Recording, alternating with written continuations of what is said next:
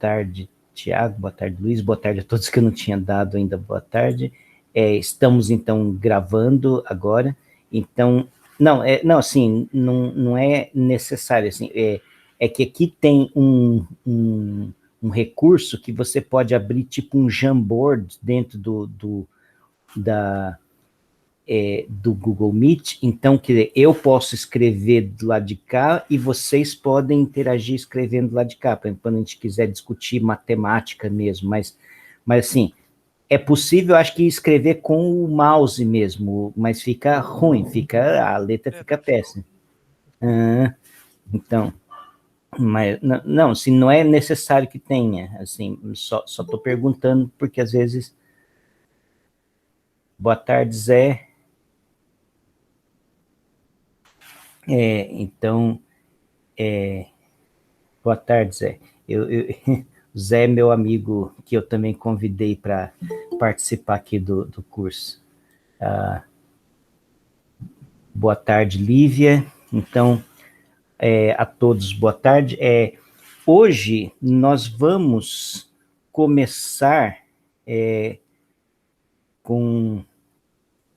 antes de mais nada, eu vi que já, por exemplo, o Renan e a Lívia são alunos matriculados e ainda não colocaram lá no fórum qual é a sua opção de seminário sobre o Arquimedes. Então, assim, é importante que vocês façam isso, porque, assim, é na semana 5 o seminário, então vocês tem daqui até mais 4 semanas, 3 semanas inteiras, basicamente, para redigir um artiguinho e para preparar o seu seminário para que na quinta semana possa ser apresentado, tá? Sobre o Arquimedes, aí dá para olhar, verei meu hoje, estou terminando, o Tiago também não tinha escolhido ainda, tá? Então, assim, todos os alunos que estão matriculados, que devem fazer as avaliações, têm que ir lá escolher e começar a trabalhar em cima. Então, a gente tinha começado na semana passada a discutir a questão de uma mudança de paradigma que começou a ocorrer quando entraram em cena os matemáticos gregos. Na verdade, Mateus também.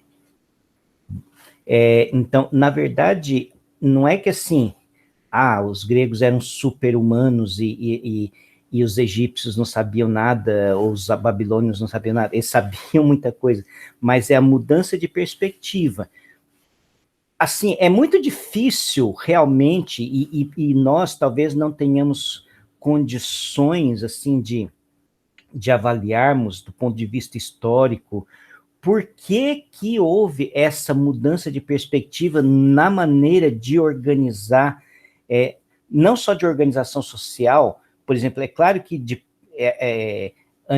antes, né, os que vieram antes, os egípcios, sempre eles se organizaram em império, uma organização estatal volumosa, gigantesca, e já existia há pelo menos 2000 anos, quando começaram a aparecer as primeiras colônias gregas ali na costa da Turquia, no Mar Egeu, assim, na costa da Grécia também, e também os impérios que existiam na Mesopotâmia, lá, que se sucederam, sumérios, acádios, os primeiros babilônios, que eram os amorreus, aí depois surgiram os assírios, e aí os caldeus, e foram se sucedendo depois os persas. Então, sempre tiveram... lá foi uma questão multiétnica, multilinguística, e de várias sucessões de impérios, alguns que conviveram, temporalmente, na mesma época, 2 impérios diferentes, ou depois um que acabou absorvendo o outro, e muitas batalhas, muitas conquistas. Então, sempre dentro dessa perspectiva de poder, de megaestruturas, enquanto as colônias gregas, essas que surgiram no Mar Egeu, em geral eram colônias pequenas, de pescadores e comerciantes. Então as estruturas se desenvolveram, claro que sempre tinha reis por exemplo, a cidade de Samos tem umas histórias engraçadinhas, porque a cidade de Samos é onde nasceu Pitágoras, é uma ilha no mar Egeu, e tinha um regente chamado Polícrates, e o Polícrates era um tirano lá daquela sua pequena cidadezinha, daquela sua pequena ilha, e ele foi um dos que mandou fazer uma das grandes obras de engenharia da antiguidade, que é um aqueduto subterrâneo, e aí eles tiveram que escavar o túnel de dois lados diferentes. Então foi a primeira vez que teve que se usar matemática de uma forma, quer dizer, pelo menos assim, uma precisão engenheirística, assim, a matemática no sentido assim, de fazer a medida com precisão, e eles começaram a cavar o túnel de dois lados diferentes, então você tem que medir exatamente o ângulo que você está entrando no túnel de um lado e do outro, e eles chegaram assim, com uma diferença de poucos centímetros de nível, de um que cavava de um lado, outro que cavava do outro. Então, realmente, para uma obra que foi feita lá quase 500 anos antes da nossa era comum, então, portanto, 2.500 anos atrás, é um grande feito, assim, de técnica, e isso, sim, numa pequena ilha que não tinha nada, basicamente, assim, uma pequena ilha de pescadores e de comerciantes, e tinha um rei tirano que resolveu fazer, porque tinha necessidade, porque parece que tinha um lago no meio da ilha, que é onde tinha água potável, e precisava escorrer esta água para a cidade. Então, isso era uma coisa que precisava ser feita, e era estratégico, porque se tivesse invasões e se a cidade fosse sitiada de um lado, pelo menos teria água entrando, e aí os habitantes da cidade não morreriam de sede. Então, era uma questão estratégica também. Então, assim, por exemplo, coisas que talvez tenham facilitado o jeito de pensar, porque a escrita grega, que é uma escrita alfabética, talvez uma das primeiras, quer dizer, claro que assim, tinha umas escritas alfabéticas que surgiram ali na Fenícia, ali na costa onde hoje é Líbano, Síria, então ali surgiram as primeiras escritas alfabéticas. E, obviamente, esses fenícios eram navegadores, e grande parte, talvez, influenciou a escrita, a produção do alfabeto grego. E por que eu acho que uma escrita alfabética pode ajudar? Porque uma escrita tipo hieroglífica, que é simbólica, ela exige um certo nível de iniciação para você, por exemplo, só os escribas, só grandes pessoas que estavam dentro do serviço da corte sabiam ler e sabiam dominar aquela técnica daquele tipo de escrita que era produzido no Egito. E mesmo lá na Babilônia tinha muita gente que sabia escrever, mas certamente era uma coisa também restrita a uma certa elite econômica, cultural, mas não é uma coisa que talvez seja muito difundida. E talvez a escrita alfabética seja algo que seja mais fácil de ser apreendida pelo homem comum, assim, do dia a dia, o pescador, o comerciante, o vendedor de fruta, e ele consiga com isso, assim, então mais pessoas letradas, mais pessoas começando a ter acesso a um código abstrato, isso talvez acaba tendo isso me faz lembrar que o Antigo Egito, até onde até o faraó era analfabeto. Certamente, os escribas escreviam, não sabemos se o faraó em si era letrado ou não, provavelmente não. Os reis não precisavam, mas tinha alguém para fazer para eles escreverem as coisas para eles. Mas talvez isso tenha motivado a essa ideia de que o homem comum pode ter acesso a um determinado tipo de conhecimento, e isso talvez traga também a necessidade, assim, de como você vai convencer a outra pessoa, porque se você tem uma estrutura de poder, você tem alguém lá de cima, ele falou, aquilo é a verdade, e você tem que obedecer, e você tem que acreditar porque ele está falando. Quando você tem duas pessoas iguais conversando, e um quer convencer o outro da verdade, de que ele está dizendo a verdade, muitas vezes você tem que usar de argumentos, você tem que elaborar melhor a sua discussão. Então, um certo sentido, quando você traz... Não quero dizer que essas sociedades eram igualitárias, tinha escravos, quer dizer, tinha uma camada que eram os homens livres, os homens que viviam, assim, que tinham um certo conforto, que tinham um certo poder aquisitivo, mas tinha os escravos, que assim, então não era tão, assim, bacana como a gente pensa, mas certamente era mais igualitária do que uma sociedade daquelas. Então, quer dizer, existiam várias pessoas que tinham condições iguais, e na hora que elas estavam juntas numa praça, a própria noção de democracia surgiu a partir dessas pequenas cidades, assim, Atenas, e que também na Grécia, mas assim, Atenas é onde, assim, a questão da democracia surgiu forte, mas as outras cidades sempre tinham essa noção de que os cidadãos livres mais ou menos geriam a cidade. Então o rei não era alguém, assim, divino, mas era alguém que talvez tivesse encarregado de cuidar do bem-estar daquelas pessoas. Então, talvez tudo isso que eu estou falando possa ser apenas uma pequena gota d'água, mas, de certa forma, esse tipo de perspectiva de vida, de perspectiva de como que as pessoas interagiam umas com as outras, poderia ter levado a a esse novo modo de proceder em relação ao que significa conhecer as coisas, ao que significa o saber e como isso desenvolveu o saber naquele povo, com aquela gente. Assim, e como que vocês vão ver hoje, a gente vai falar mais de matemática de verdade, como que isso desenvolveu e que muitas coisas que a gente pensa hoje está muito mais próximo deles do que, por exemplo, estaria próximo de algo que teria sido produzido no Egito ou na Mesopotâmia anteriormente. Eu queria só dar um tempo para ver se alguém tem algum comentário, assim, dentro disso que eu falei, porque, na verdade, assim, eu estou sugerindo coisas que poderiam ter levado, o que poderia ter levado à criação do que hoje a gente chama de matemática, de filosofia. Quer dizer, claro que surgiu, por exemplo, a gente fala assim do ócio, né? Quer dizer, quando pessoas assim, eles tinham os escravos que faziam trabalho braçal, então eles tinham mais tempo para ficar conversando de coisas mais abstratas entre si e não tinham que pegar no pesado. E isso talvez, certamente, isso é uma coisa que talvez influenciou a ascensão desse tipo de, assim, o crescimento desse tipo de conhecimento, desse tipo de atividade em meio àquelas pessoas. Então, mas eu gostaria de ouvir um pouquinho de vocês, quem que gostaria de... Assim, eu sempre quero que todas as aulas ninguém fique em silêncio, que todos... Você entrar mudo e sair calado é a única coisa que não pode acontecer nas aulas nossas. Vamos lá?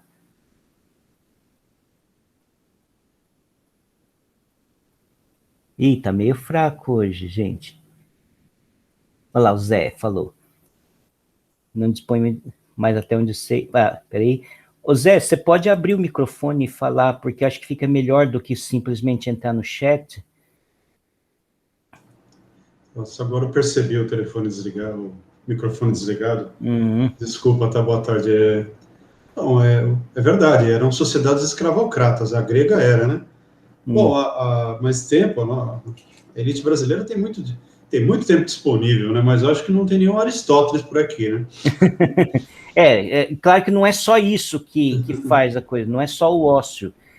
Tem que ter uma massa crítica. Então, gostaria de saber de vocês aí o que poderia ter ocorrido para surgir isso. É como se tivesse acontecido um Big Bang na cultura, na história mundial, veio uma certa... Não quer dizer que essas pessoas eram burras, as pessoas ou que não fizeram nada, fizeram muita coisa, mas teve um salto qualitativo ali naquele período. Puxa vida, é verdade, eu gostaria de saber também, né? Uma coisa semelhante ocorreu na Renascença, né?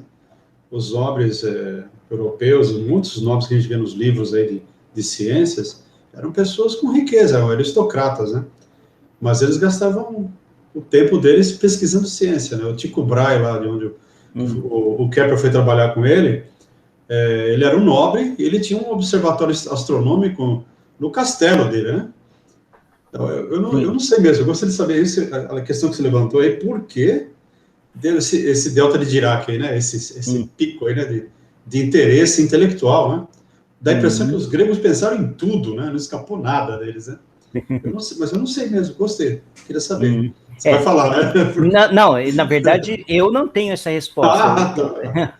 É O que uma... aconteceu, né? Isso, exatamente. Por isso eu gostaria de saber mais opiniões. Outra pessoa gostaria de É engraçado, abrir... não há poder, né, envolvido. Se você tem uma sociedade escravocrata, onde você tem alguém que faz tudo para você, para que pensar em... Bom, eles faziam de tudo, né? Tinha tecnologia também, mas assim, quando você tem muita mão de obra escrava, né, você abre mão de desenvolvimento tecnológico, assim, pelo menos a princípio, né? Porque não precisa nada, alguém vai lá e faz o serviço, né? Sim. Mas é curioso, então, mesmo, o que foi que levou esse pessoal a isso, né? Roma Sim. era diferente. Roma tinha, ao contrário do que pensam, que Roma era só guerra, Roma tinha muita tecnologia, né? Pelo que me falaram, a Via Ápia existe até hoje na Itália, está lá ainda, de tão bem feita. Eles não pensavam para estragar e fabricar para vender de novo, né? Não era uma sociedade com a noção industrial, mercado, não existia isso, né? Então, uma obra era feita e tinha que durar gerações, né? Mas eu realmente... Então, não sei, eu também não sei, não. Tá certo. Porque vamos estudar, né? Vamos lá. Mais alguém gostaria de abrir o microfone e falar? Tá. Então, vamos adiante. Assim, eu vou agora compartilhar minha lousa. Peraí, deixa eu só ver se ela está realmente... Então, eu vou escrever algumas coisas aqui que talvez ajude a gente a entender o tipo de coisa. Então vamos falar um pouquinho sobre matemática. Ainda bem que eu consegui. Então, obrigado, Thiago, que tinha me dado umas dicas. Eu consegui reinstalar aqui o drive da Wacom e ficou legal. Perdão, só um que bom que deu certo. Oi, pode falar, Zé. Perdão, só uma coisinha. Hoje, né? Hoje, pelo menos, em alguns lugares onde tem gente, países poderosos, né? Você tem a Rússia, tem a China, tem os Estados Unidos, né? Existe a busca por conhecimento e o fomento, porque hoje a ciência é o braço direito da tecnologia e, portanto, do poder, né? Então, esse pessoal, eles têm consciência de que precisam do exército de matemáticos, físicos, químicos, engenheiros, para poder fazer a base, né, industrial dos impérios, né?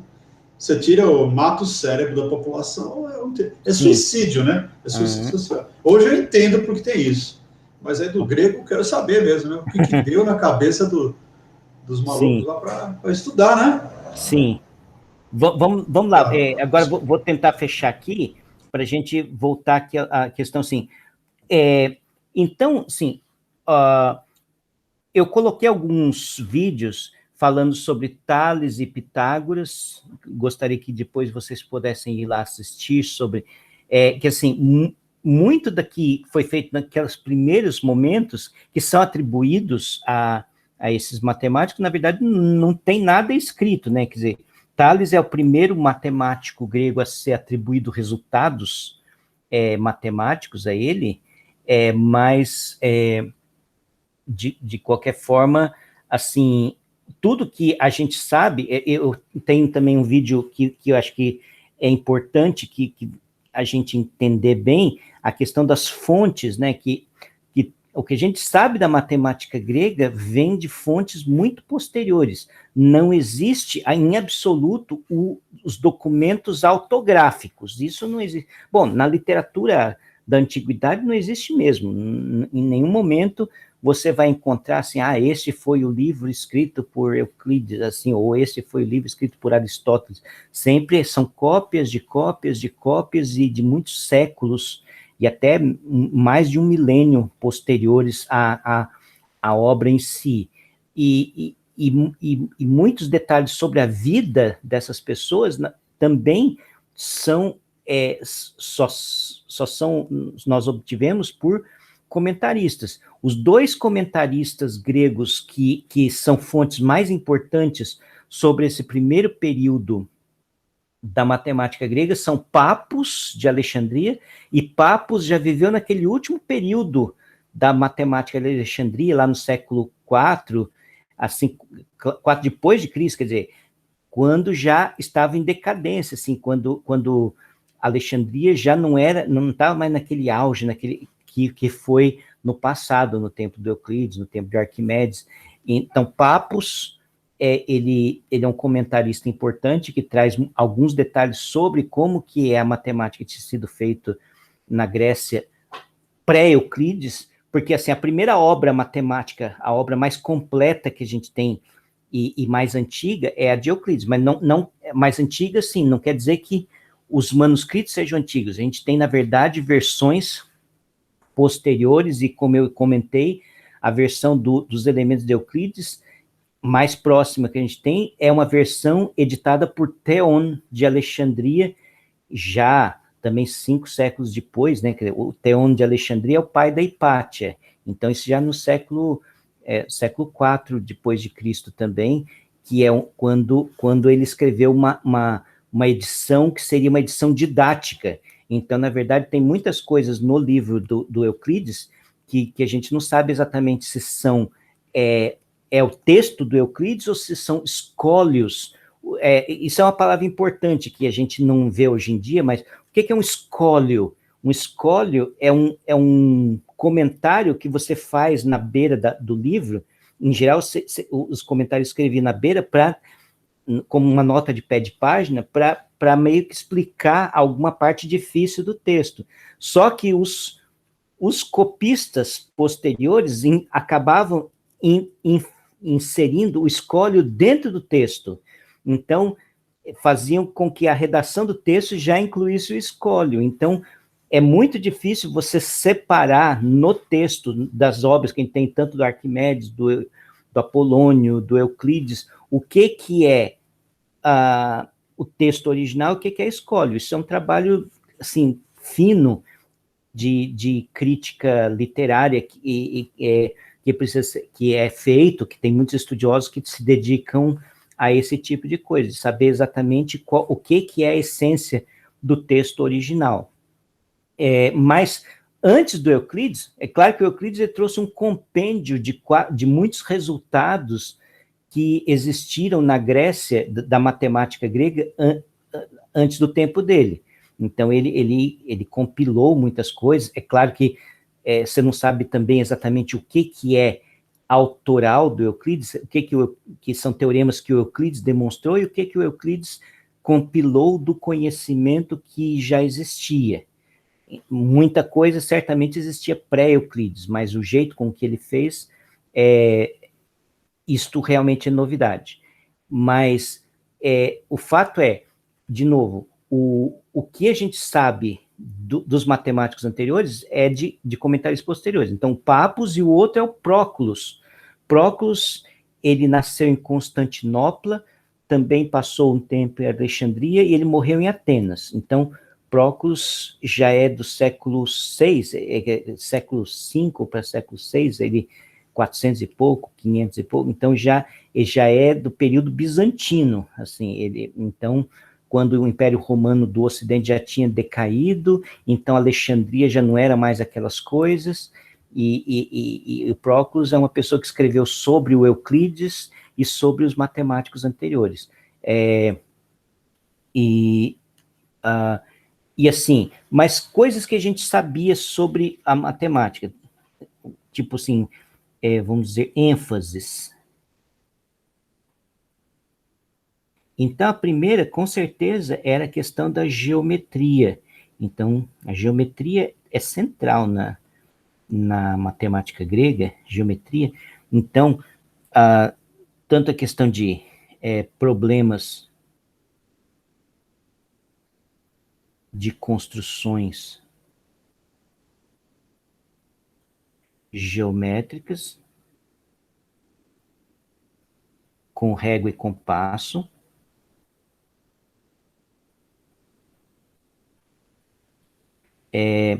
mas também a questão da própria álgebra geométrica. a álgebra geométrica ou aritmética, talvez eu vou escrever assim, geometrização da álgebra, não existia a palavra álgebra, não existia o conceito de álgebra, mas deixa eu colocar assim, geometrização da aritmética.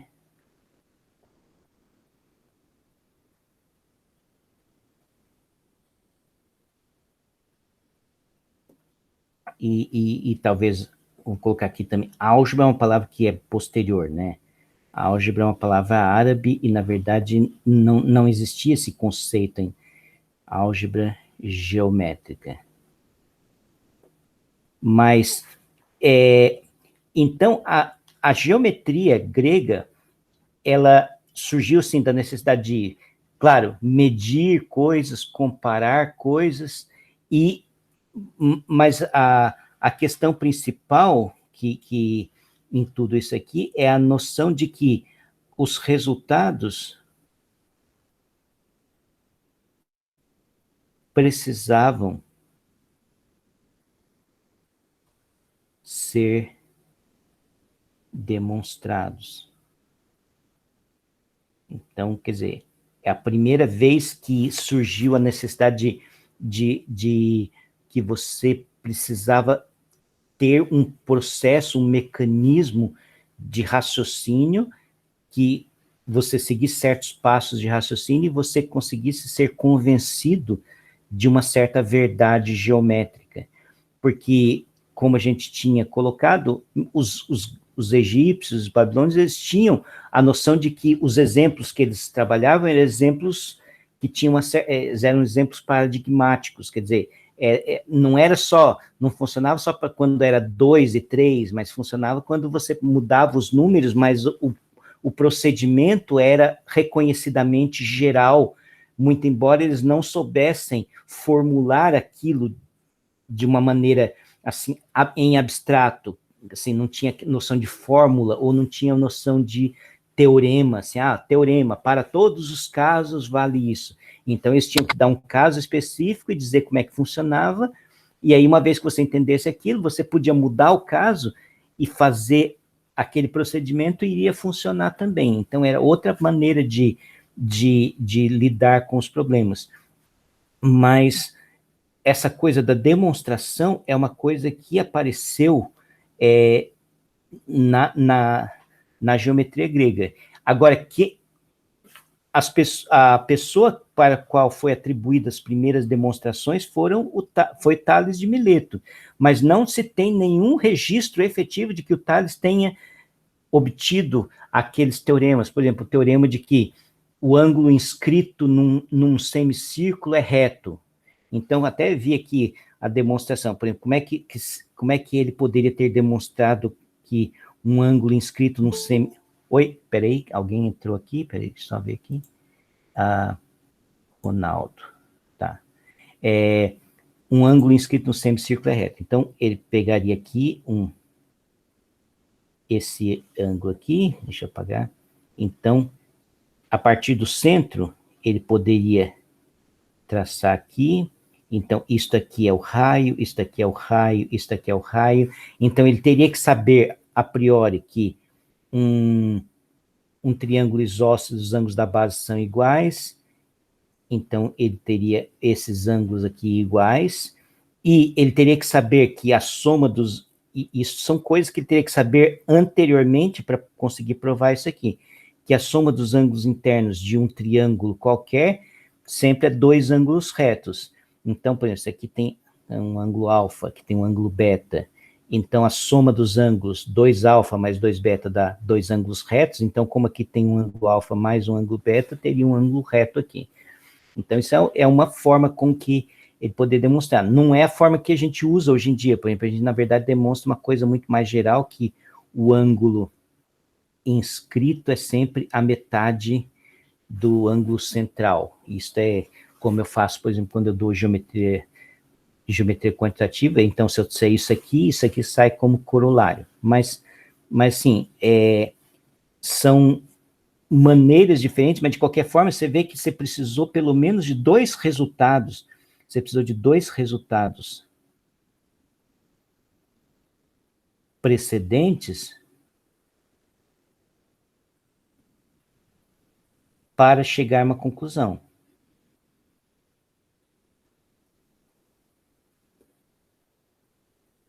Então, eu não sei, e não dá para ter certeza, quão rigoroso era o procedimento desses matemáticos pré-euclidianos em relação ao que significava demonstrar. Então, eles faziam um arrazoado, com certeza, mas isso exigia outros resultados que poderiam ser aceitos ou poderiam já ter sido mostrados de outra forma, mas é aquela coisa que eu falei há uns dias atrás. Deixa eu parar um pouquinho com o compartilhamento, depois eu volto lá. Que eu tinha uma colega nossa do departamento, que já é aposentada, uma professora que deu aula na licenciatura há muitos anos, e aí ela falou uma vez assim, a geometria para mim é um grande saco de resultados. Então, assim, quando eu preciso resolver um problema, eu vou lá, enfio a minha mão, tiro o resultado que eu preciso, o teorema que eu preciso, e uso, e resolvo o problema que eu quero. Então, a geometria funciona assim. Mas, por exemplo, para ela não tinha nenhum pudor, assim, de pensar que, assim, não tinha aquela preocupação, qual o resultado que depende de qual? Por exemplo, se para eu demonstrar isso aqui, qual a sequência de outros teoremas que vêm antes dele que são necessários para eu chegar a essa conclusão? Então, dado o problema, ela tem um problema, ela sabe que ali tem um reservatório de resultados que ela pode usar, ela vai lá e usa aquilo que está mais próximo, que ela lembrar e fez, resolveu, beleza, e toca a vida. E eu creio que, assim, quando você resolve problemas, quando você é um matemático resolvedor de problemas, muitas vezes esse é o modus operandi que você executa. Você tem um problema. O que você vai usar para resolver esse problema? Eu vou aprendendo ao longo do caminho. Agora, muitas vezes o cara chega no final, resolve o problema, mas ele não tem noção, talvez, de toda a estrutura formal, lógica, por trás dos resultados que ele precisou para resolver o problema. E isso talvez nenhum deles tivesse até Euclides. Talvez Euclides foi o que deu, assim, num certo sentido, pegou e fez uma grande faxina, deu uma grande arrumada naquele cômodo que estava cheio de móveis, cheio de coisas empilhadas, colocadas assim meio que aleatoriamente, e falou, não, peraí, isso aqui tem que ficar em cima disso, isso aqui tem que vir depois. Então, essa arrumada é uma coisa também que é não trivial. Então, assim, muito da geometria grega tinha a ver com resolução de problemas. Então, resolução de problemas e talvez com a mentalidade que a gente tem hoje de matemáticos de resolução de problemas, que até hoje existem esses dois tipos de matemática. Eu já comentei na aula anterior. Então, vamos continuar aqui. Eu vou, então, falar um pouquinho mais sobre a questão de problemas com régua e compasso. Então, tinha duas regras. Primeiro, que a régua não podia ter escalas. E isso era uma questão assim, ter escalas, ter unidade de medidas, isso é coisa para as pessoas comuns, as pessoas simples, os comerciantes, os engenheiros, aquelas pessoas que vão fazer o serviço braçal. A gente tem que resolver o problema num nível de abstração em que a régua serva tão somente para, dados 2 pontos, eu conseguir traçar uma reta entre esses 2 pontos. E uma coisa importante, reta para um grego é segmento de reta. O que a gente entende hoje por reta é diferente do que um grego entendia de reta. Reta para o grego tinha começo e tinha fim. Então, é o que a gente chama hoje de segmento de reta. Isso vai estar claro também quando a gente discutir o Euclides. Então, reta sai de um ponto e chega a outro ponto. É claro que eu sempre posso estender a reta em ambas as direções, isso é um dos axiomas do Euclides, tanto quanto eu quiser, mas o fato é, reta é segmento. E assim, a régua servia tão somente para desenhar, para construir retas. E o compasso, ele tinha que ser colapsável. O que significava colapsável? Quer dizer, enquanto eu estivesse usando o compasso, beleza, então eu tenho uma abertura do compasso que no meu desenho, eu ponho num ponto, ponho o prego num ponto e ponho a ponta que escreve no outro, e aí eu consigo traçar a circunferência. Uma vez que eu tirei o compasso do papel, eu tenho que fechar o compasso. Então, aquela coisa que a gente faz, como é que a gente transfere segmento? A gente pega o compasso, mede aqui, vai com o compasso no outro lugar, com a mesma abertura, e vai lá, tchup. Isso era proibido de fazer. Então, isso é uma coisa que a gente não pensa hoje em dia, assim, a gente muitas vezes esquece como que eram as regras, eram mais complicadas, tanto que o Euclides tem nos elementos, a gente vai ver na aula sobre os elementos, uma proposição que garante que é possível transferência de segmentos, transferência de comprimento, porque não era simplesmente pegar o compasso, levantar o compasso com a abertura e chegar lá no outro ponto e marcar. Você tinha todo um procedimento complicado para transferir um segmento de um lugar para o outro. Então, essas eram as duas regras.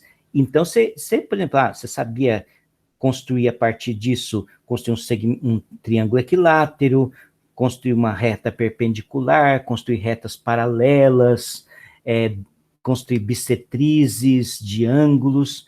E aí apareceram os 3 problemas, chamados 3 problemas clássicos, que é o que eu vou gastar um tempo aqui. 3 problemas clássicos da geometria grega, que é a trissecção de um ângulo arbitrário,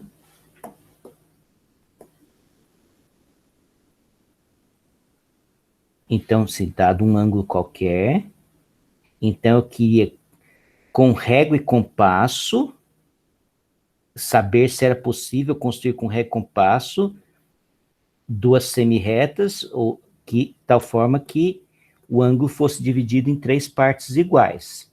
Então, problemas clássicos, de novo, se era possível construir com régua e compasso. Hoje a gente sabe que nenhum dos 3 é possível. Eu vou explicar depois também por que não é possível, e o porquê tem a ver com álgebra. Então, problema de trissecção do ângulo. O segundo problema, que é duplicação do cubo.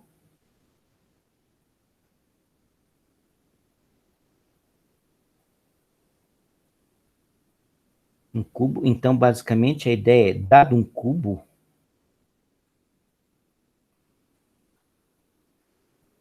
quero construir um novo cubo,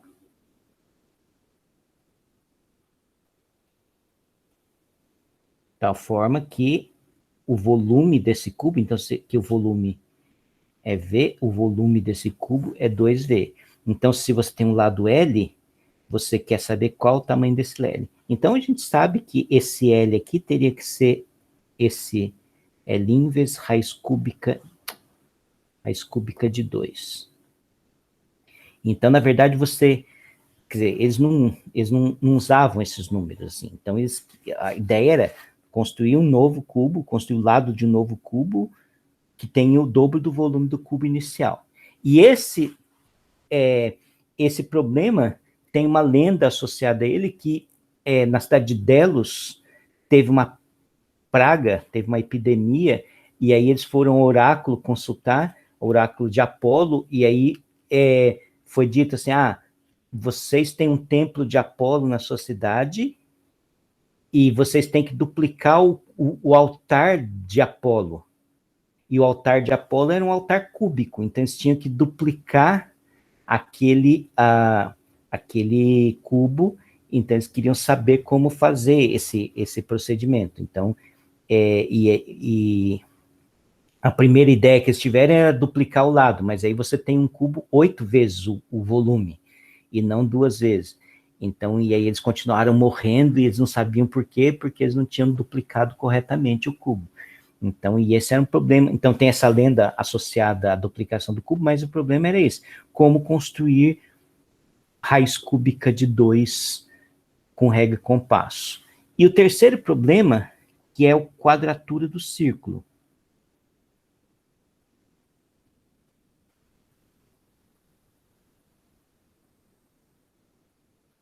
Então, o problema é simples: dado um círculo, construir um quadrado que tenha a mesma área desse círculo. Então, se você tem um círculo de raio R, como que seria esse quadrado aqui? Como que ele estaria em relação a R? Então, porque quadratura era o problema que, como que eles falaram assim, calcular a área. Porque hoje a gente fala lá, no exercício lá de geometria, calcule a área desse polígono. Então, você tem que achar um número associado. Mas para eles, dado um polígono, eles queriam achar um quadrado que tivesse a mesma área. Então, por exemplo, como que eles faziam? Um polígono era fácil. Eles primeiro cortavam em triângulos. Então, cada um desses triângulos eles sabiam montar em outro lugar, eles sabiam transferir esses triângulos. Então, uma vez montado esse triângulo, eles sabiam cortar esse triângulo. Então, eles cortavam essa parte, punham do lado de cá, e montavam um paralelogramo com a mesma área do triângulo. Agora, dado o paralelogramo, eles também conseguiam cortar o paralelogramo. Então, vinha aqui. Então, o triângulo original era... Deixa eu pegar aqui cores. Então, você tinha um triângulo original. Aí, esse triângulo original virou este paralelogramo. Agora, então, dado o paralelogramo, e eles construíram aqui, eles sabiam cortar ele e levar e transformar num retângulo. Então, isso aqui virava um retângulo. E dado um retângulo, eles sabiam construir um quadrado. Como é que fazia isso? Usava esse procedimento aqui. Você tem um retângulo aqui. Então, esse retângulo era o azul. Aí você rebatia esse lado para cá, construía um semicírculo aqui e traçava essa perpendicular. Essa perpendicular aqui é fácil verificar que ela é exatamente a média geométrica desses dois segmentos. Então, quer dizer, isso aqui é A, aqui é B e aqui é L, então L ao quadrado vai ser A vezes B. Então, um quadrado de lado L vai ser exatamente o que dá a área desse retângulo, que é a área desse paralelogramo, que é a área desse triângulo. Então, para cada um desses triângulos, eles faziam isso. Então, pegava esse triângulo, levava para cá, ia construindo. Então, cada um desses triângulos, de uma vez. Aí agora, então eles vão ter um monte de quadrados. E como é que eles terminavam essa história toda? Então, agora eles tinham um monte de quadradinhos. Então, vamos lá, pegar aqui um monte de quadrados, cada um daquele relativo a um daqueles triângulos que eles montaram. Então, como é que eles montavam o resto? Então, eles construíam usando o bom e velho Teorema de Pitágoras. Então, eles sabiam construir esse quadrado que é a soma desses aqui. Então, eles iam somando os quadrados e a hora que eles terminassem de passar por todos os quadrados aqui, eles iam somando 2 a 2, até cada vez iam construindo quadrados maiores, aí depois, no final, eles tinham um quadrado que correspondia à área daquela figura inicial. Então, isso é o que eles sabiam fazer com figuras retinhas, a coisa ia bem pra caramba. Então, e como é que funcionava, então, para coisas curvas? Então, para coisas assim... Então, teve um trabalho do Hipócrates de Quios, que ele não quadrou o círculo, mas ele quadrou uma coisa que a gente chama de lunas. Então, você pega um semicírculo, constrói triângulo isósceles aqui, e constrói um semicírculo em cada um desses lados aqui. Então, o que ele provou é que a soma da área dessas duas luas aqui, essa lua e dessa lua, é igual à área desse triângulo aqui, que na verdade é um triângulo retângulo.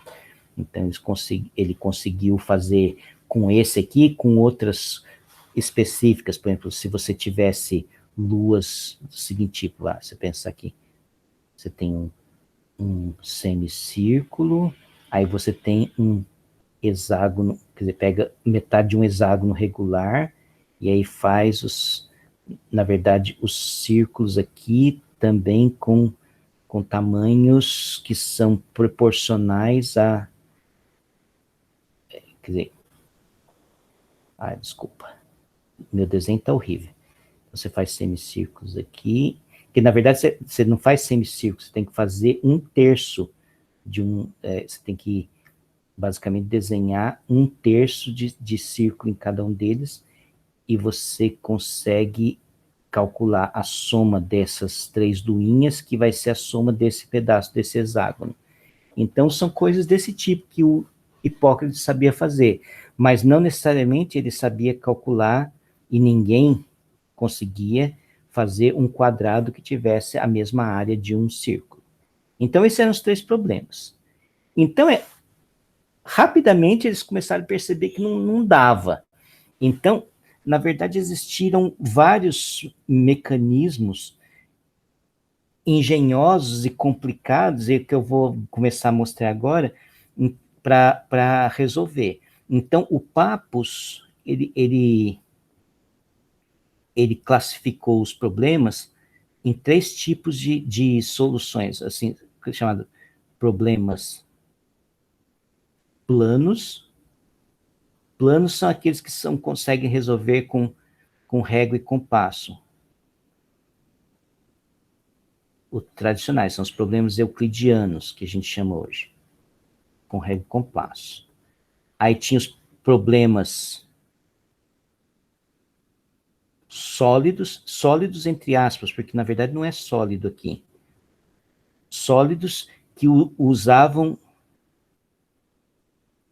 cônicas, seções cônicas para resolver.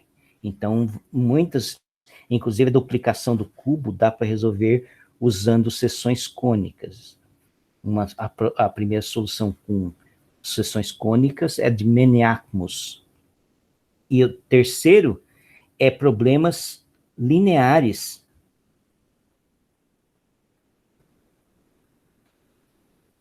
que utilizavam curvas especiais.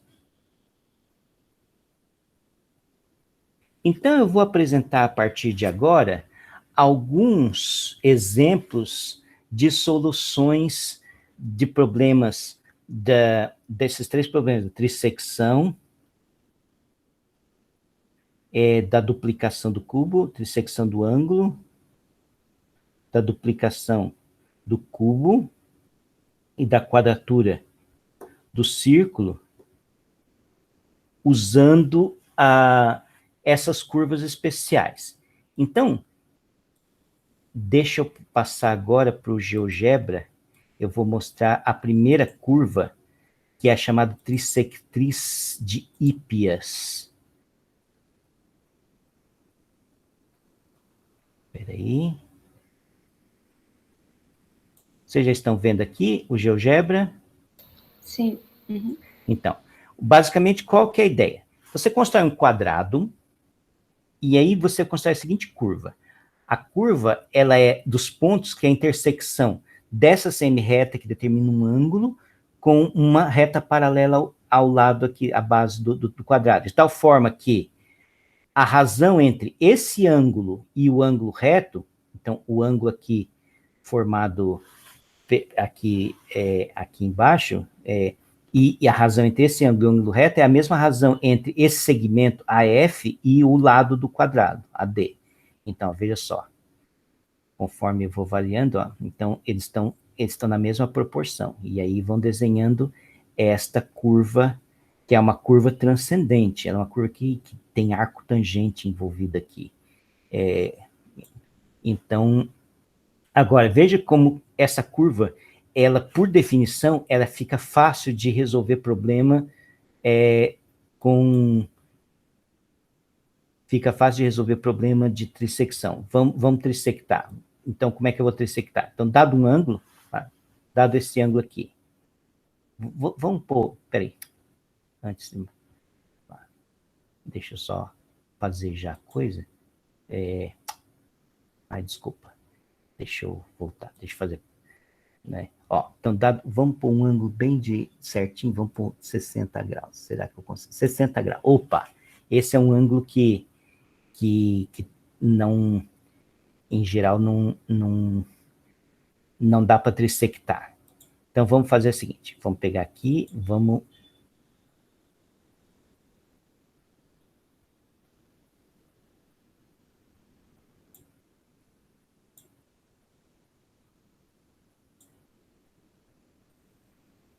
Olha...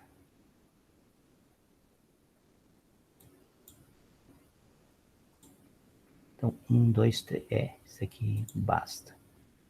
Até aqui, eu posso ocultar essas circunferências daqui.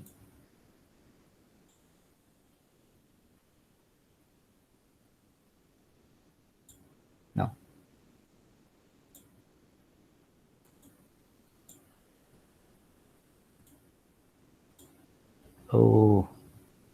Tá difícil hoje aqui.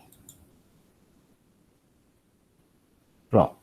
Então, tem aqui. Agora, vamos construir um segmento. Esse segmento aqui. E agora, paralelos. Paralela aqui, passando por aqui. Outra paralela aqui, passando por aqui. Agora, vamos pegar essas intersecções. Isso aqui divide o segmento AF em 3 pedaços iguais. E agora, vamos pegar uma paralela, passando a esse aqui, passando por aqui. Pronto. Quando a gente fez isso, então agora vamos apagar certas coisas. A gente não precisa desse monte de coisa aqui.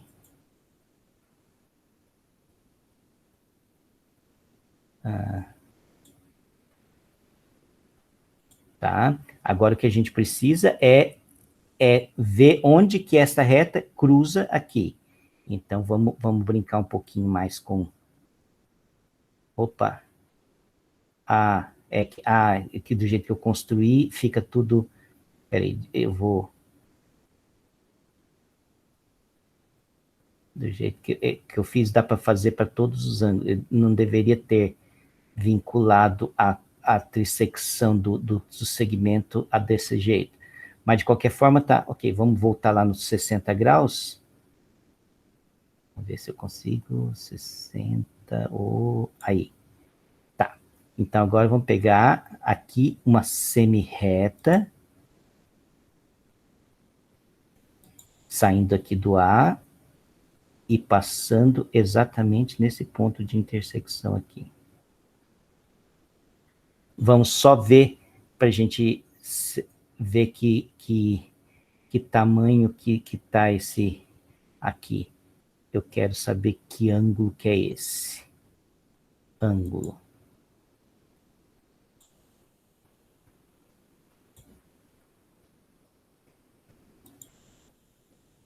Tá 20,05, porque aqui esses pontos aqui não estão precisos, assim, teria que, minha semi-reta, talvez eu teria que mexer um pouquinho nela, na minha semi-reta, para ficar certinho. Mas porque ele tá, assim, eu estou fazendo aqui a olho, mas o fato é, assim, se isso aqui tivesse certinho, essa curva aqui fosse, assim, dessa finurinha aqui, e tivesse o ponto, eu conseguiria pôr certinho aqui. Eu acho que eu precisava, na verdade, construir aqui o lugar geométrico, é que eu não sei fazer isso aqui ainda. Aí eu conseguiria marcar o ponto com exatidão. Mas só essa é, assim, esta curva, você consegue trissectar o ângulo. Por definição, porque exatamente essa curva é dada pela razão entre esse ângulo e o ângulo reto é igual à razão entre o segmento e o lado do quadrado. Então, se você quer dividir um ângulo em 3 partes, você divide o segmento também em 3 partes, porque estão na mesma proporcionalidade. Então, deixa eu só vir aqui, eu vou parar a apresentação, mas essa curva, ela é mais curiosa, porque ela dá para quadrar o círculo também. Então vou fazer a quadratura do círculo usando a mesma curva. Só que aí eu vou agora para minha lousinha, porque aí é mais fácil de explicar do que fazer desenho no GeoGebra. Então, vamos lá. Então, como é que eu posso usar a quadratriz? Ela chama trissectriz de Hípias ou quadratriz de Dinostrato. Basicamente assim, então tem aqui a curva é uma curva assim. Então, esse ponto, então vamos achar aqui, A, B, C, D, vou dando nomes, e aqui eu vou pôr, sei lá, chamar de Q, esse ponto onde ele bate aqui, onde ele cruza com o lado do quadrado. Então, o que a gente tem, então, e vamos fazer também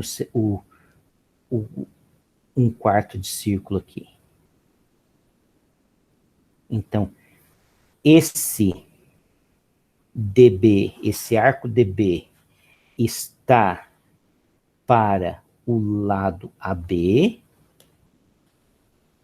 assim, ou AD, qualquer um dos lados, assim como o lado AB está para a...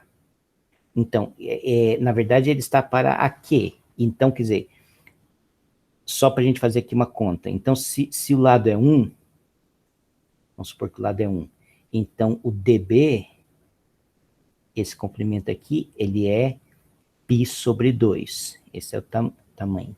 Então, o que se chegaria à conclusão é que esse aqui é 2 dividido por π. Mas uma vez que você encontra 1 sobre π, você encontra o π, então você sabe... Se você tem um segmento que envolve o número π, você sabe fazer. Por exemplo, se você tem 1 sobre π, você sabe calcular π. Então, não tem problema nenhum com isso aqui. Então, esse é o resultado. Então, como que você prova que é exatamente esse ponto? Você prova que não pode ser nem para dentro, nem para fora. Então, deixa eu fazer de novo o mesmo desenho. Aqui está o semicírculo, aqui está a curva. Vamos supor, AB, vamos supor que o BCD, que o segmento BD sobre AB seja AB sobre AR, e o R estivesse para cá. Vamos ver o que aconteceria. Então, tem isso aqui. Agora, então vamos fazer um quarto de círculo aqui também, vamos chamar esse ponto aqui de T. Então, eu sei que o segmento, quer dizer, o comprimento de arco BD sobre AB é a mesma coisa que a razão do comprimento de arco TR sobre AR. Então, eu vou colocar aqui TR por AR, porque são segmentos semelhantes, são segmentos de 1/4 quer dizer, são setores circulares de 1/4 do círculo total. Então, isso aqui também é verdade. Então, se você olhar esta proporcionalidade aqui, você chega à conclusão que o AB tem que ser igual ao comprimento do TR. Agora vem o ponto. Vamos traçar uma reta perpendicular aqui, vai bater no ponto S. Então, S é SR, e aqui vai estar, e vamos chamar isso aqui de X. Então, o que acontece aqui? Pela nossa construção, o ângulo XR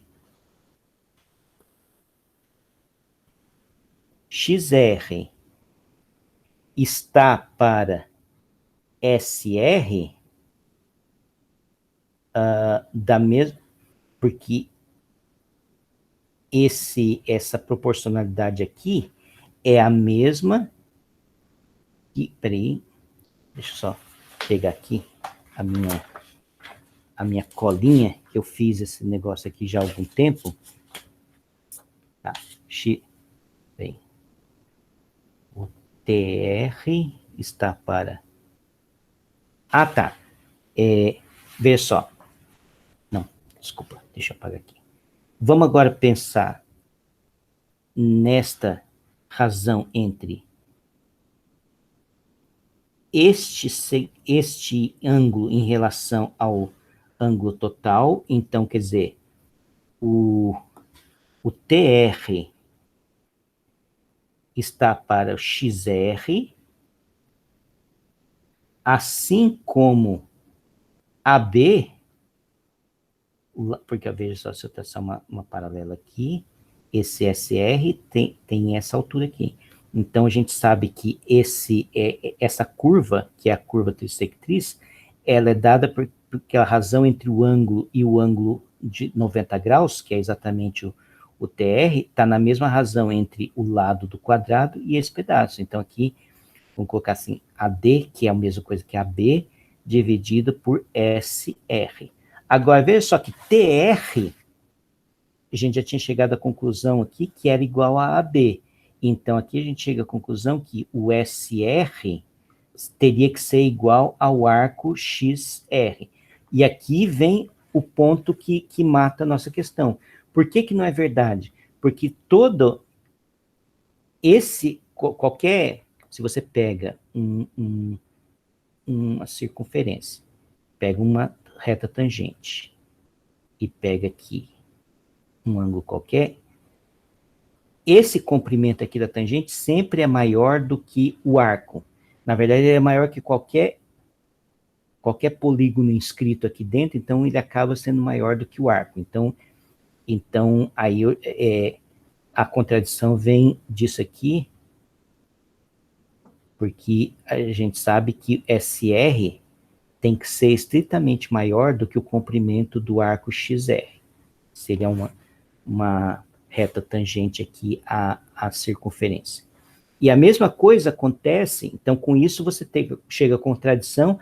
Aqui eu estou supondo que a R é menor que a Q, então suponha isso, e aí você chega numa contradição, pois acontece tal coisa. Agora, suponha o contrário, que o AR seja maior que a Q. Então, vamos fazer de novo, mais uma vez, o desenhinho. Aí aqui está o arco, aqui está a curva, Q aqui, R aqui, A, B, C, D. Então, de novo, aqui vai ser a mesma história, né? Que o BD está para AB, assim como AB está para AR. Agora, aqui a gente tem que, se você pegar o AR, peraí, o que eu fiz aqui no anterior? Tá. Vamos fazer aqui a mesma coisa. Vamos pegar aqui e fazer um quarto de círculo. E isso aqui é a mesma coisa que o BD está para AB, assim como o segmento RT, o TR, está para AR. Então, aqui você tira da mesma forma que o comprimento do segmento AB é igual ao comprimento do arco TR. Esse TR aqui. Então, a partir desse momento, o que a gente faz? A gente pega de novo esse ponto, que é esse ponto, vou chamar de S, traça aqui, aqui você vai ter um U, e então, esse pedaço aqui, de novo, você sabe que TR por SR, quer dizer, a razão entre o arco inteiro de 90 graus por esse arco aqui é a mesma razão de o segmento inteiro, que é AB, dividido por SU. Então, como TR é igual a AB, a gente tiraria que SR, o comprimento de arco SR, seria igual a esta corda aqui, essa semicorda SU. E também, de novo, aqui é uma contradição, porque o comprimento de arco é sempre maior do que qualquer corda. Então, contradição, pois SR, o comprimento de arco aqui, tem que ser maior, estritamente maior que SU. Então, então essa contradição invalida esta outra opção aqui. Então, se não pode ser, e isso é um tipo de demonstração que era muito comum usar, você quer provar que duas coisas são iguais, então você não pode ser nem maior, nem menor. Então, não pode ser nem menor, porque dá contradição, e não pode ser maior, porque também está contradição, então tem que ser exatamente o tamanho aqui, nesta proporção aqui inicial, que era o que a gente queria demonstrar. Então, por que não pode ser maior? Isso aqui também é fácil de ver, ó, porque se você pega uma corda aqui, por exemplo, esse lado aqui, ele é menor em particular que a soma desses dois aqui, e que é menor que a soma desses dois. Então, quer dizer, qualquer corda que você pegar vai ser sempre menor do que o comprimento de arco associado. Então, por isso que não dá para ser que SU seja igual a SR. Se você expandir isso aqui para baixo, você teria basicamente essa figura aqui. Você teria uma figura assim, uma corda desse tipo. Então, se SU fosse igual a SR, então você teria que essa corda seria igual a esse comprimento de arco. É por isso que não dá. Ok? Então, assim, depois até posso pôr esses rascunhos aqui para vocês, mas esse texto, essa argumentação aqui aparece no livro do Boyer. Então, se vocês quiserem, também está lá no livro do Boyer essa argumentação. Então, essa é uma primeira curva que ela tem duas funções. Quer dizer, ela foi inventada para trissectar ângulo e, de repente, você descobriu que dá para quadrar o círculo. A mesma coisa acontece com a espiral de Arquimedes, que ela também é feita, e pela definição que você dá da espiral, que é, você vai crescendo o raio à medida que você vai, na mesma proporção que você vai rodando, então, obviamente, ela tem a ver que ela vai estar proporcionalidade entre comprimentos e ângulos. Então, com isso, se você dividir por 3 o comprimento, você dividiu por 3 o ângulo. Então assim, a espiral, ela facilmente ela é feita para trissectar ângulos, mas ela também, como tem essa proporcionalidade entre arcos e segmentos, então tem um cheiro de que dá para quadrar o círculo também. Então, e dá. Quem for fazer, eu acho que quem tinha pedido para fazer isso aí era a Beatriz, né, que tinha falado sobre espiral, que vai falar sobre espiral. Eu acho que eu tinha visto lá nas propostas lá. Quem que levantou a mão? Léo levantou a mão, então pode falar, Léo. Me adiantando, então, um pouco, eventualmente acho que a gente vai falar do Galois e sobre a teoria de Galois usado para, né? Enfim, só para um pouco de contexto, na teoria de Galois você tem como caracterizar os problemas que são resolvíveis por regra e compasso, né? Que seria o que a gente classifica como os problemas planos. Sim.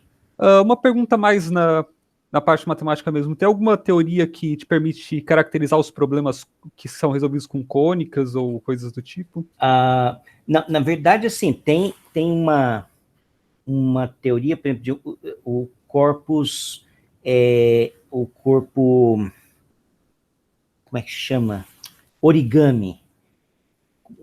Um corpus origami, quer dizer, você tem regras lá, você pode fazer dobraduras, então você, efetivamente, com corpus origami, você consegue extrair é uma extensão do corpo dos racionais, que você consegue tirar os pontos que você conseguiria por regra e compasso, mas também você consegue duplicar o cubo, não, duplicar o cubo e trisectar ângulo com origami, sempre. Então, quer dizer, você tem uma extensão algébrica também, o origami é um corpo algébrico, e que estende essas coisas.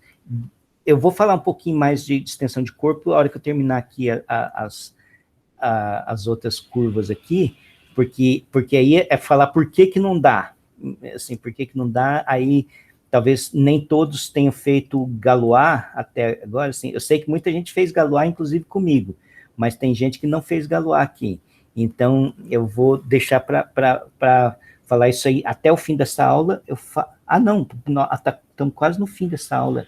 Essa aula aqui vai, eu acho que eu vou ter que, você vê, essas coisas aqui de mostrar detalhes, vai longe, então eu quero talvez, eu vou talvez passar para um exemplo de uma, que eu tinha feito, outra coisa que eu tinha feito era exemplo de uma outra curva interessante que dá para trisectar o ângulo e duplicar o cubo, que são as conchoides de Nicomedes, mas talvez essas eu deixe para semana, para quinta-feira. Eu vou falar das conchoides, porque as conchoides são lindas, mas eu vou falar de uma coisa que eu acho que talvez seja então, certamente, se não der para falar por que não dá, explicar com teoria de extensões de corpos por que não dá para fazer com regra e compasso esses três problemas, eu falo na quinta-feira.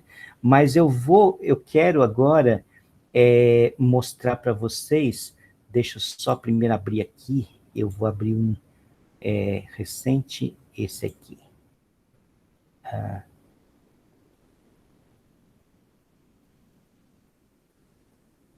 Peraí, então eu vou mostrar para vocês como é que é uma solução. Primeiro tem que entender, deixa antes deixa eu mostrar uma outra coisa antes, porque para você duplicar o cubo, você tem que construir duas médias fundamentais. Então, se você tem se você consegue dados A e B, se você consegue achar outros números x, y, então que A está para x, assim como x está para y, assim como y está para b, então o que acontece aqui? Vamos brincar um pouquinho com isso aqui. Então, você sabe que x ao quadrado é igual a a vezes y, você sabe que y ao quadrado é igual a b vezes x, e você sabe que a vezes b é igual a x vezes y. Então, talvez aqui, vamos pegar aqui o y, vamos pôr um a aqui, vamos pegar essa aqui e vamos multiplicar por a. Então, fica a ao quadrado vezes b igual a x vezes ay. E aí, esse x, esse ay, eu vou substituir por x ao quadrado, então aqui fica x ao cubo. Então, veja só, por exemplo, se em particular o a for igual a 1 e o b for igual a 2, eu chego à conclusão que 2 é igual a x ao cubo, então x vai ser raiz cúbica de 2, que é o que a gente quer. Então, quer dizer, basicamente, a ideia de você achar a duplicação do cubo é você achar esses dois números, são as duas médias proporcionais. E como você faz isso geometricamente? Uma forma é a seguinte, se você pode construir assim, dado um semicírculo, esse triângulo aqui é retângulo, e aí você pega aqui um ângulo reto. Então, vamos lá, vamos dar nomes A, B, C, D, E. Olha só. Todos têm esse ângulo aqui em comum. Então, esse triângulo AED é semelhante ao triângulo ABC, que é semelhante ao triângulo ACB.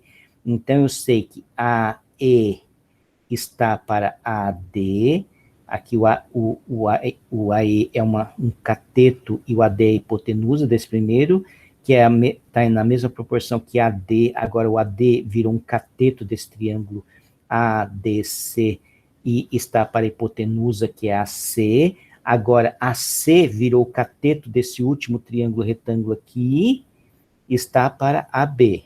Então, se você sabe AE e AB, você acha com um esquema desse aqui, de triângulos retângulos, você acha as duas médias proporcionais. Então, você tem que... O problema é colocar o AE aqui, exatamente nesse ponto que não dá para fazer com regra e compasso, mas basicamente essa é a figura que tem que apresentar. Então, deixa eu ir lá para a figura. Então, vou apresentar uma solução do Arctas de Taranto, que é uma solução magnífica, que basicamente a ideia é a intersecção de 3 superfícies, um cilindro, um toro e um cone. E esse ponto que dá a intersecção dos 3 superfícies é que dá, basicamente, o ponto que vai aparecer uma configuração daquelas lá que vão construir 2 médias proporcionais. Então, deixa eu mostrar para vocês que beleza. Então, vamos lá. Eu vou só mostrar para vocês. Primeira coisa. Primeiro, ele construiu esse... Aqui é tridimensional, tá? Deixa eu só pegar aqui, ó. Em 3 dimensões. Então, primeiro, ele construiu esse círculo horizontal aqui. Construiu esse círculo horizontal e também um círculo vertical que... Peraí, deixa eu puxar esse cara aqui. Então, na verdade, você começa com a coisa assim, com essa configuração aqui. Então, você tem um círculo vertical, aí que está bem sobre o diâmetro do círculo horizontal. Deixa eu esconder o cone por enquanto. Deixa eu esconder esse cone aqui, que ainda ele não vai aparecer. Então, você tem essa figura aqui, 2 círculos, mas só que aí você vai poder movimentar esse círculo vertical ao longo como se você põe esse ponto aqui, esse ponto que seria a origem aqui, como centro, então você pode ir rodando. Então, se você roda isso aqui, pensa que quando você está rodando, você vai formar um toro. Essa figura aqui vai dar um toro, ok? Então, agora, veja só. Essa circunferência, eu posso pensar qual que é a intersecção dela com a reta vertical que passa pelo ponto... Peraí, veja que esse ponto está exatamente nessa figura. Então, essa reta vertical aqui, se você pensar todas as retas verticais que passam pela circunferência, peraí, deixa eu pegar aqui. Esses pontos J, eles vão formar um cilindro.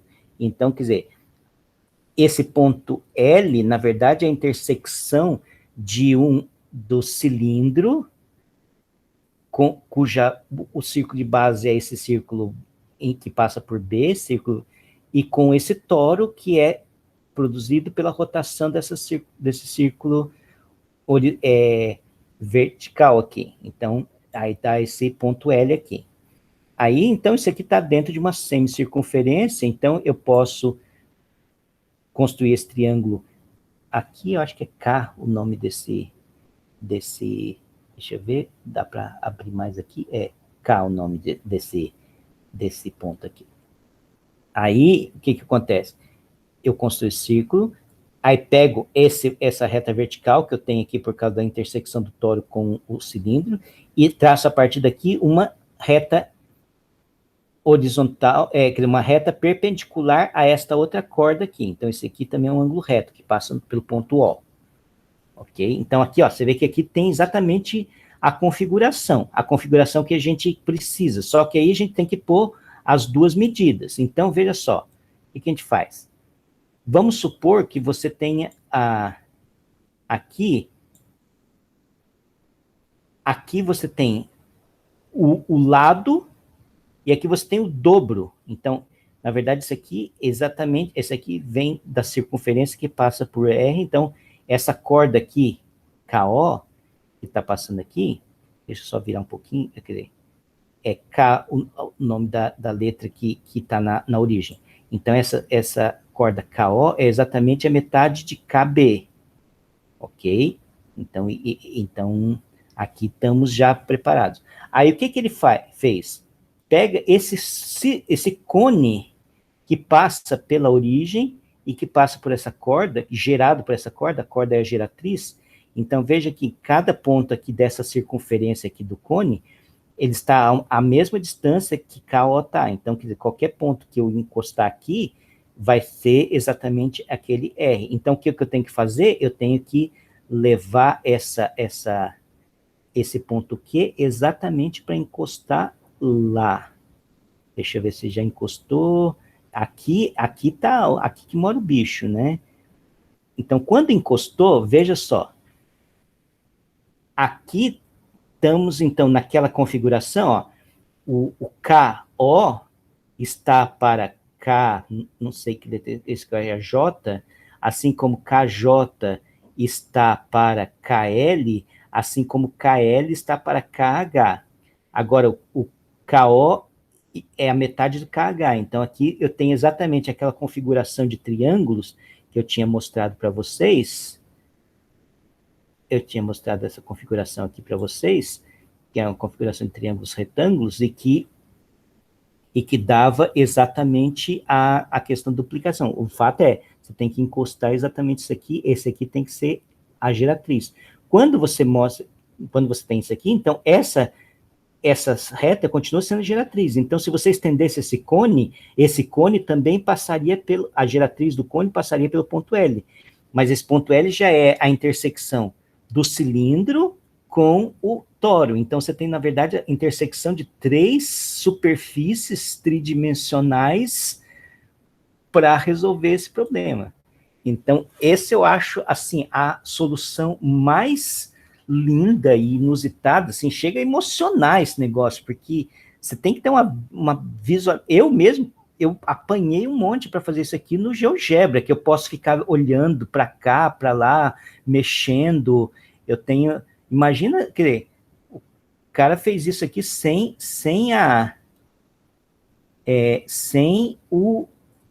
esses recursos, ele fez isso na força bruta. Então, eu fico imaginando a qualidade de um cara desses como matemático, como que essa solução engenhosa foi aparecer, assim, entre todas as soluções, essa que eu acho, assim, mais poética, na minha humilde opinião, assim. Mas na semana que vem, na quinta-feira, eu vou continuar mostrando algumas soluções envolvendo conchoide de Nicomedes, que são curvas bacanas também, que também dá para duplicar o cubo e dá para trissectar o ângulo com conchoides de Nicomedes. Então, bom, ainda falta quase 20 minutos, então talvez eu fale agora da parte galoisiana e deixe a conchoide para a aula que vem. Então, vamos falar, então, por que não dá certo esse negócio. Alguém queria falar alguma coisa? Vocês estão caladinhos hoje, estão muito caladinhos. Como eu falei, eu gosto de interação. Vamos lá. Quem quiser falar, quando eu estou compartilhando a tela, eu não consigo ver quem que está estendendo a mão. Então, tem que abrir o microfone e falar mesmo. Então, vai lá. Por que não dá?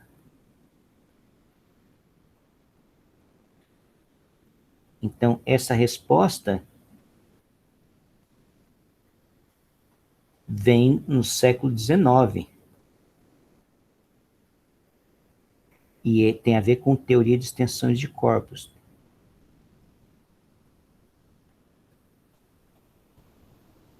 Extensões de corpos. Então, veja só. Pensa que o papel é o plano complexo. E aí você tem o número 0 e o número 1. São os únicos pontos que são dados para você a priori. E aí, você quer saber quais são todos os pontos no plano que você pode chegar, você pode construir a partir de uma sequência finita de execuções com régua e compasso. Então, você pode, por exemplo, a priori, o que você pode fazer aqui? Você pode passar uma circunferência com centro 0, raio 1, aí, com isso, você tem novos... você tem esta reta aqui, esta reta você tem, então, com isso você já ganha um novo ponto, você já ganha o ponto menos 1. Então, agora, com esse ponto aqui, você pode, por exemplo, tirar um novo ponto que é, assim, você vem aqui e passa com essa circunferência, com esse centro, é uma circunferência com essa raio. Depois, com esse ponto, você pega a circunferência com esse outro raio. Então, você tirou esses outros 2 pontos. Então, você construiu essa reta perpendicular, passando pelo 0. Então, que é o eixo imaginário. Então, com isso, você começa a construir sempre intersecções. Então, você tem intersecções. Reta, reta. Reta, circunferência. E circunferência, circunferência. Agora, pensando em termos assim, analíticos, quando você tem uma intersecção reta-reta, você está resolvendo uma equação do primeiro grau.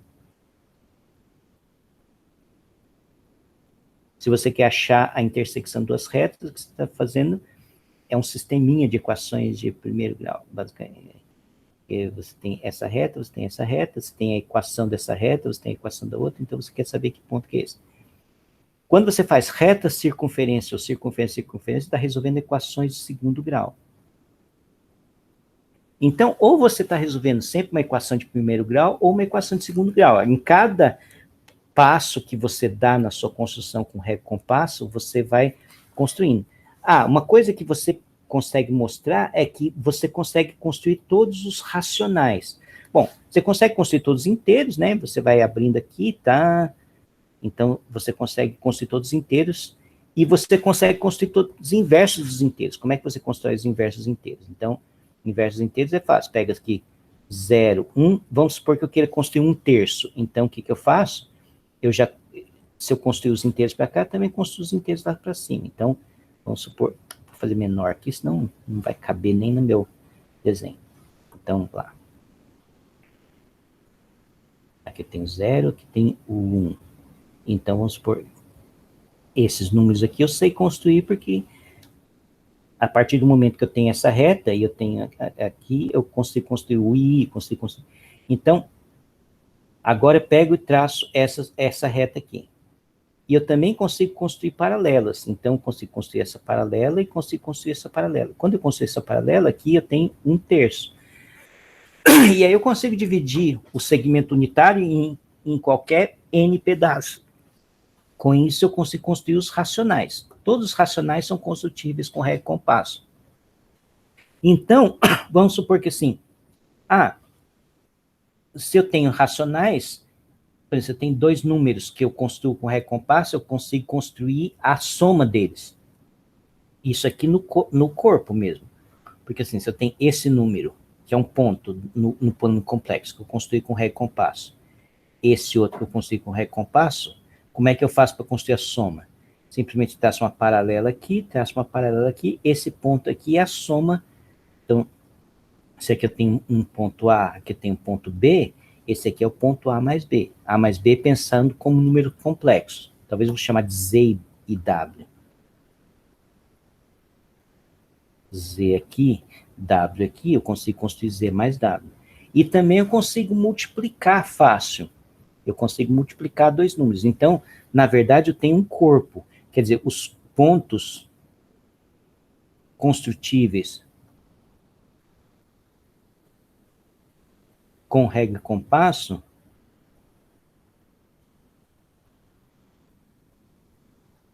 formam um subcorpo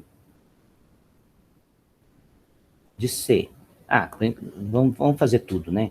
Como é que eu multiplico 2 números? Então, para multiplicar o número A pelo número B, Então, o que eu tenho que fazer? Eu tenho que pegar aqui o número 1, então eu tenho que construir aqui, em cima do B, um triângulo semelhante a esse que eu construí aqui. Então, a hora que eu construir esse triângulo semelhante, esse número que eu construí aqui, chamar de A e B, talvez vou chamar de Z e W de novo. Z e W. Então, a hora que eu construir um triângulo semelhante a esse triângulo aqui, eu estou construindo Z vezes W, esse ponto aqui. Então, eu sei fazer isso e sei fazer também um sobre. Com isso aqui é fácil fazer um sobre, porque como é que eu faço um sobre? Então, se eu tenho Z aqui, eu quero construir um sobre Z, então eu tenho que pegar um outro número que multiplicado por ele dê 1. Então, peraí. Tem 1 aqui. Então, agora o que eu faço? Eu tenho, para eu construir um sobre Z, na verdade, ele vai estar do lado de cá, né? Ele certamente ele vai estar com um ângulo negativo. Eu acho que é isso aqui. Se eu não me engano, o que eu tenho que fazer é pegar esse... Se eu não estou enganado, eu acho que... Não, peraí. Tem que fazer, eu tenho que... não. O que eu tenho que fazer, dado esse ponto aqui, eu tenho que construir um outro triângulo semelhante a esse aqui. Desculpa, não é esse ponto aqui, é esse ponto. Eu tenho que construir esse triângulo aqui semelhante a esse aqui, de tal forma que essa distância aqui é 1, então esse cara aqui é 1 sobre Z. Então eu sei fazer tudo, sei fazer multiplicação, sei inverter, então eu tenho um corpo. E esse corpo, na verdade, era um corpo, vamos chamar esse corpo aqui de C. Esse corpo, ele contém os racionais, então é uma extensão, ele é uma extensão algébrica, porque, como eu falei, cada ponto, na verdade, eu consigo chegar nele a partir de uma quantidade finita de procedimentos. Então, todo número eu vou resolver uma equação, mas essa equação, então, sempre é de grau 2. Então, na verdade, eu vou estar resolvendo equações de grau 2 elevado a n. Então, basicamente, quando eu quero construir um ponto com régua e compasso, eu vou resolver basicamente uma equação de grau 2 elevado a n. Então, essa é a extensão de corpos. Então, na verdade, eu posso começar com Q, aí pego um corpo K1, cuja dimensão em relação ao Q seja 2, aí posso pegar um corpo K2, cuja dimensão em relação a K1 seja 2, etc.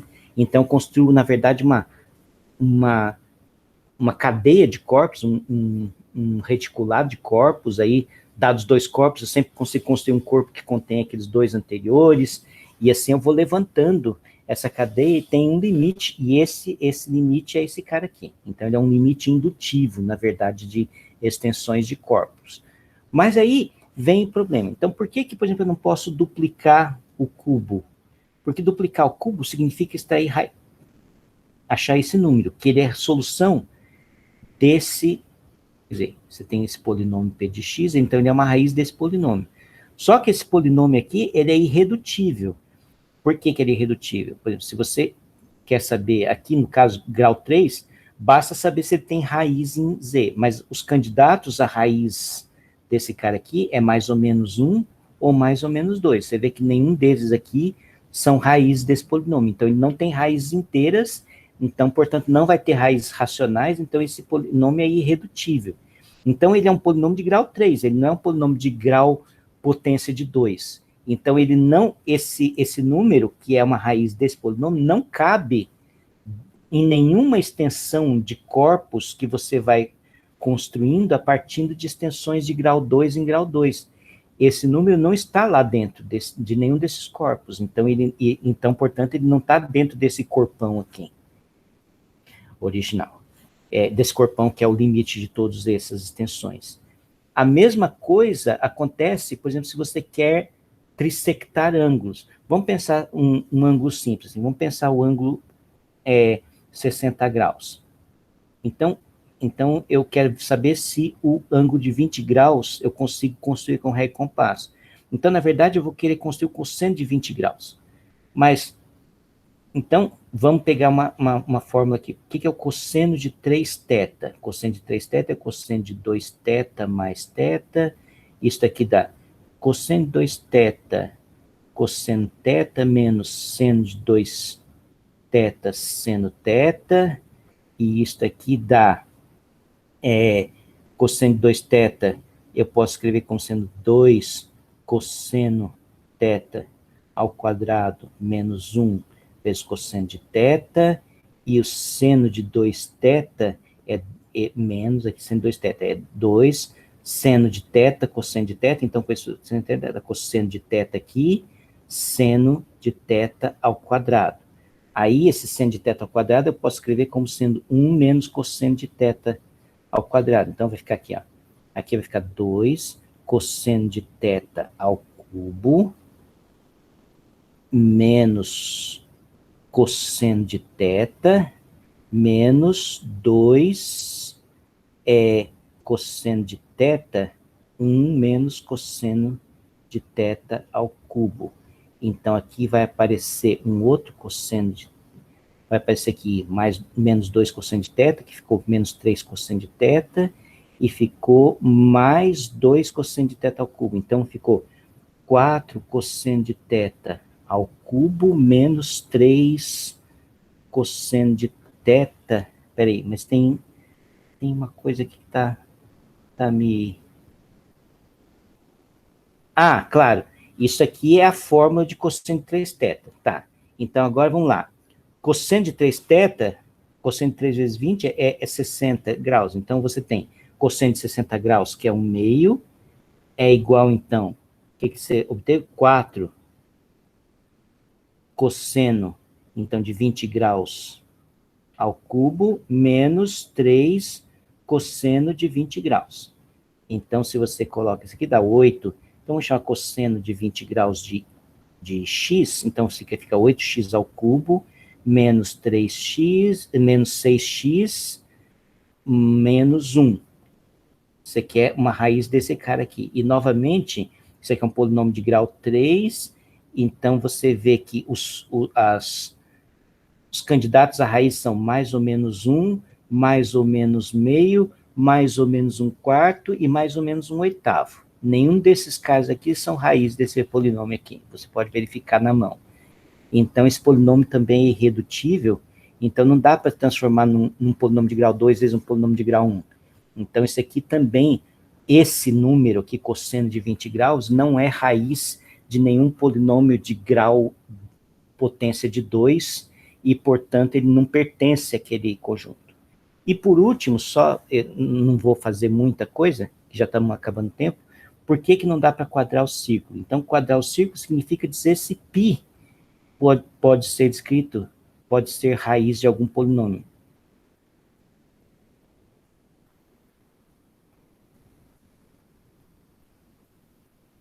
Então, polinômio, na verdade, com coeficientes inteiros. E isso aqui, aí já é um teorema mais forte, que é o teorema de Hermite-Lindemann,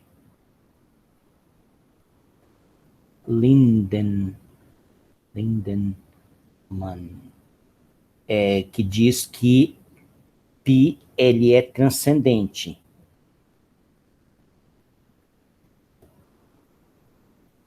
Quer dizer, não existe nenhum polinômio com coeficientes inteiros que você pode escrever π como raiz.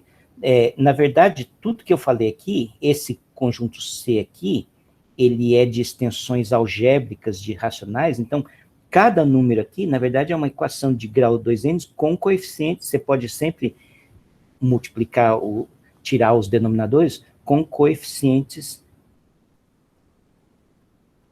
inteiros. Então, no final das contas, todos todos os pontos aqui são raízes de algum polinômio de grau 2 elevado a n com coeficientes inteiros. Então, como π não pode ser expresso como raiz de nenhum polinômio com coeficientes inteiros, porque ele é transcendente, então, com isto, você também nunca vai poder quadrar o círculo com régua e compasso. Então, basicamente, são essas as razões. Então, a razão do π é mais complicada do que a razão do por que não pode duplicar o cubo ou trissectar o ângulo. O π passa por algo mais sofisticado analiticamente, né? Porque ele é transcendente. A demonstração não é simples, em geral, a demonstração desse evento. Bom, é isso, nós, na verdade, já estouramos o nosso tempo. Eu agradeço a todos pela atenção. Alguém gostaria de falar alguma última palavra antes de terminarmos, só para encerrar? Hoje vocês ficaram muito caladinhos, eu não gosto disso, assim, na verdade... Posso só fazer um comentário? Pode. Acho bacana como um problema tão antigo que era puramente geométrico, no fim das contas vira propaganda para uma disciplina de álgebra pura.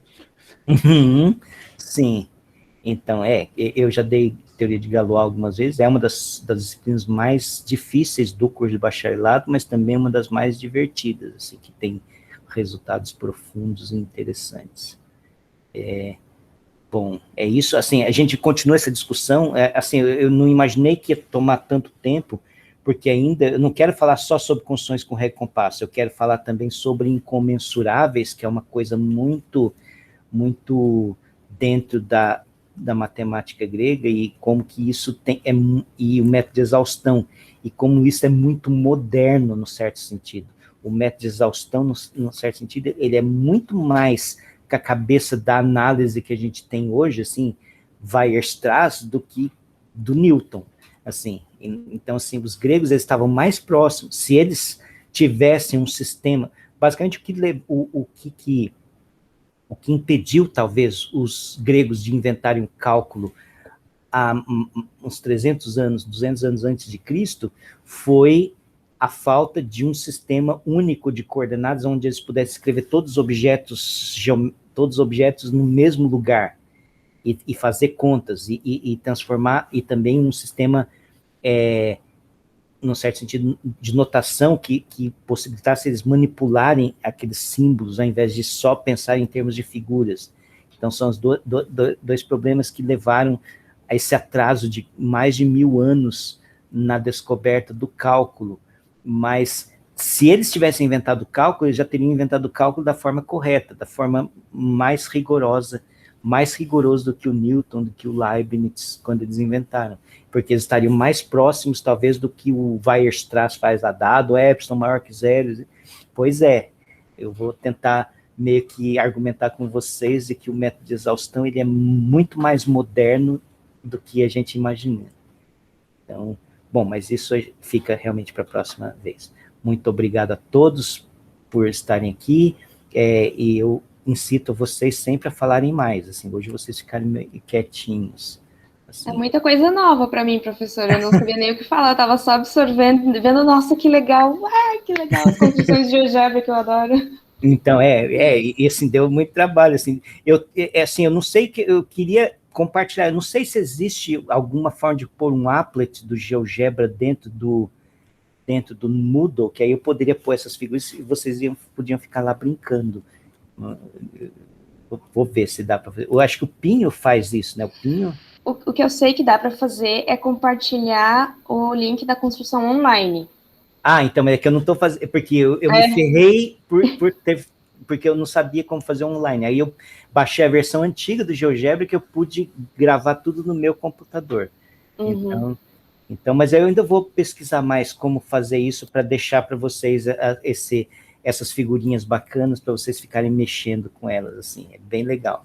Se quiser, dá para compartilhar o arquivo GeoGebra mesmo, que o mesmo que tu salvou, dá para compartilhar ele com a gente.